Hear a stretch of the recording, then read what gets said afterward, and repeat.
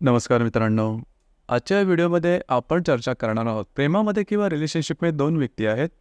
एकाची जर का कर्क राशी असेल आणि दुसऱ्याची मकर राशी असेल, तर त्यांचं जे प्रेम किंवा रिलेशनशिप आहे हे कशाप्रकारे फुलत जाईल, अशा कोणत्या गोष्टी आहेत की ज्या लक्षात ठेवायला हव्यात, अशा कोणत्या गोष्टी आहेत की ज्या टाळायला हव्यात. दोघांचं संपूर्ण व्यक्तिमत्व किंवा प्रेमामध्ये त्यांच्या अपेक्षा काय असतात, या सर्व संदर्भातली खुलासेवर चर्चा आपण या व्हिडिओमध्ये करणार आहोत. तर सर्वात पहिल्यांदा आपण कर्क राशीबद्दल विचार करू. कर्क राशीबद्दल सांगायचं झालं तर कालपुरुषाच्या पत्रिकेमध्ये चतुर्थ स्थानामध्ये येणारी ही रास आहे.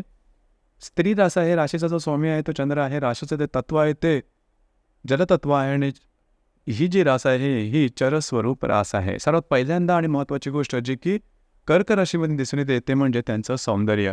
अतिशय लोभसवाणं अशा प्रकारचं सौंदर्य असतं. जन्मजात सौंदर्य लाभलेली ही रास आहे. त्यामुळे कुठल्याही प्रकारचं फॅशन जरी केले तरी ती त्यांना अगदी व्यवस्थितपणे सुटवून जातं.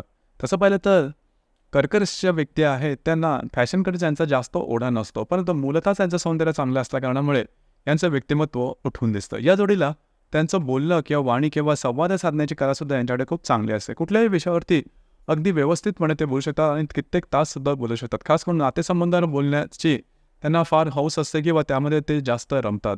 घरातल्या व्यक्तींमध्ये आपलं सुख शोधणारी हे एकमेव रास आहे. म्हणजे हे एवढ्यापर्यंत आहे की बाहेरचे लोक हे स्वतः जरी स्वतःच्या आयुष्यामध्ये दुःखी असले आणि घरातलं वातावरण अतिशय उत्तम असेल, आनंदी असेल, तर घरातल्या वातावरणामध्ये आनंद माणणारी ही रास आहे. याचप्रमाणे घरात प्रत्येक व्यक्तीची उत्तमभूत माहिती यांना असते. त्यांच्या आवडीनिवडीपासून त्यांचा स्वभाव, त्यांच्या जीवनाकडे बघण्याचा दृष्टिकोन, या सगळ्या गोष्टींची माहिती यांना खूप चांगली असते. आणि खास करून मातेसोबत यांचं जे नातं असतं हे अगदी वेगळ्या स्तरावरचं दिसून येतं. केवळ आणि केवळ एका नजरेतून हे एकमेकांची सुखदुःख जाणून घेऊ शकतात. मातेचं सुद्धा कर्क राशीच्या मुलावर थोडं जास्तच प्रेम दिसून येतं. हा भाग थोडा असतो. आणि कर्क राशीच्या व्यक्ती असतात ज्या तशा बघितल्या तर बऱ्याच भावूक असतात. छोट्या मोठ्या गोष्टींचा विचार करणाऱ्या असतात. पटकन यांना रडू यांच्या डोळ्यांमधले अश्रू हे पटकन दिसून येतात.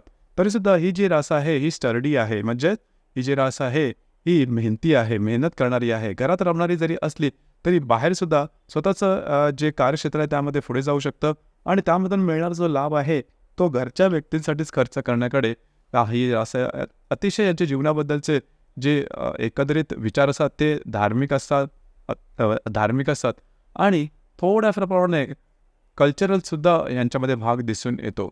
या ज्या व्यक्ती असतात म्हणजेच कर्क राशीच्या व्यक्ती असतात या निष्ठावान असतात आणि थोड्याशा ज्याला आपण परंपरेने आलेल्या गोष्टींवरती विश्वास ठेवणाऱ्या असतात. एकंदरीत या ज्या व्यक्ती असतात देवबळ असतात. कारण या राशीमध्येच दोन जी नक्षत्र आहेत ती अत्यंत महत्त्वाची आहेत, पुनर्वसू आणि पुष्य. त्यामुळेच या ज्या राशीच्या व्यक्ती आहेत या देवभोळ्या दिसून येतात. दुसऱ्यांना मदत करण्याची वृत्ती यावर दिसून येते. मात्र कर्क राशीच्या व्यक्ती आहेत या थोड्याशा ज्याला आपण व्यवहारी म्हणतो हा भाग यांच्यामध्ये दिसून येतो. म्हणजे पैसे कुठे कधी कसे खर्च करायचे, कशाप्रकारे इन्व्हेस्ट करायची याची यांना चांगल्या प्रकारची माहिती असते. त्यांची गणित सहसा चुकत नाहीत. सर्वतः या ज्या राशी आहेत ह्या घरच्या व्यक्तींच्या इन्फ्लुएन्सकडे असणार असतात. त्याच्यामुळे रिलेशनशिपमध्ये सहसा लवकर येत नाही आणि रिलेशनशिपमध्ये आल्यानंतर या ज्या व्यक्ती आहेत या थोड्याशा पुढची जी गोष्ट आहे त्याबद्दलची प्रॉमिसेस लवकर मागतात, कमिटमेंट लवकर मागतात. तर ही गोष्ट थोडीशी वेगळी आहे परंतु होते नक्की. कारण फक्त आणि फक्त प्रेमात रमून राहणं आणि त्याला काही सामाजिक नातं नसणं हा भाग काही यांना पटणारा किंवा रुचणारा नसतो.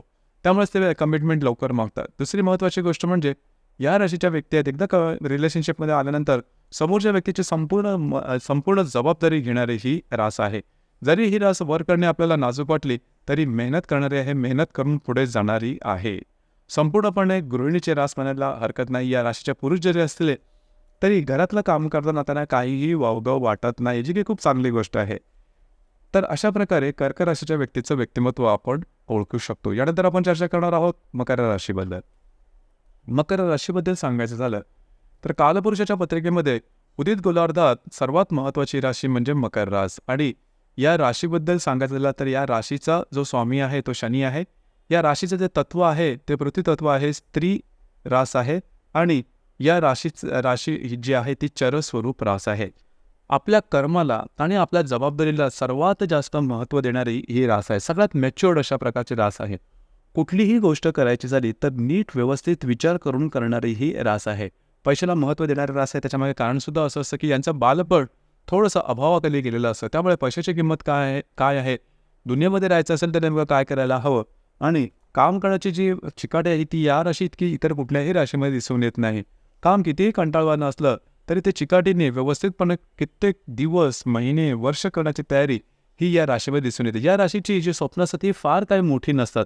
अगदी रंगवून स्वप्न सांगणारी ही रास नाही, परंतु पायरी-पायरीने, टप्प्याटप्प्याने पुढे जाणारी ही रास आहे आणि यांच्यामध्ये जो पेशन्स आहे, वाट बघण्याची तयारी आहे ही जबरदस्त असते. म्हणूनच वयाच्या 35-40व्या वर्षी सुद्धा या ज्या राशी आहेत तेवढंच व्यवस्थितपणे काम करताना दिसतात आणि साधारण 35-40व्या वर्षी या राशीच्या ज्या व्यक्ती असतात त्या अगदी जीवनामध्ये व्यवस्थितपणे सेटल होताना दिसतात. पोक्त विचाराच्या असतात आणि कुठल्याही गोष्टीचा साधक-बाधक विचार करून पुढे जाणारी रास आहे. कित्येकदा असं वाटू शकेल की मकर राशीच्या ज्या व्यक्ती आहेत त्यांच्यामध्ये भावभावना नाहीत, परंतु भावना असतात.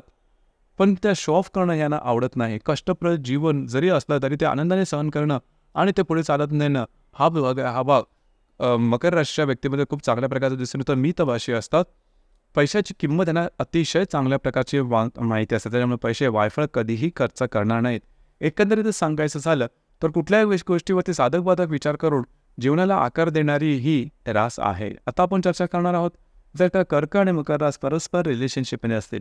याच्या दोन्ही राशी आहेत म्हणजे कर्क रास आणि मकर रास या कालपुरुषाच्या पत्रिकेमध्ये एकमेकांसमोर येणाऱ्या राशी आहेत. त्यामुळे या राशीमध्ये एक अनामिक आकर्षण दिसून येतं आणि गुणधर्माच्या बाबतीत किंवा स्वभाव विशेषाच्या बाबतीत सुद्धा बऱ्याच प्रमाणात फरक सुद्धा दिसून येतो. जसं की कर्क जी रास आहे ही भोळी रास आहे आणि याच्यातील आजूबाजूच्या विचारांचा परिणाम खूप लवकर होतो. मकर जी रास आहे ही मॅच्युअर्ड आहे आणि छोट्या मोठ्या गोष्टींचा नीट विचार करून त्याद्वारे निर्णय घेणारी ही रास आहे. आणि मकर जी रास आहे त्याच्यासाठी व्यवहार हा खूप महत्त्वाचा असतो किंवा जबाबदारी ही खूप महत्त्वाची असते. हा भाग कर्क राशीच्या व्यक्तीमध्ये दिसून येत नाही. कर्क राशी व्यक्तींना जास्त बोलायला आवडतं. हा भाग मकर राशीमध्ये दिसून येत नाही. चिकाटी ही दोन्ही राशीमध्ये खूप चांगल्या प्रकारे दिसून येतो. त्याचप्रमाणे प्रॅक्टिकलपणा हा सुद्धा दोन्ही राशीमध्ये खूप चांगल्या प्रकारे दिसून येतो.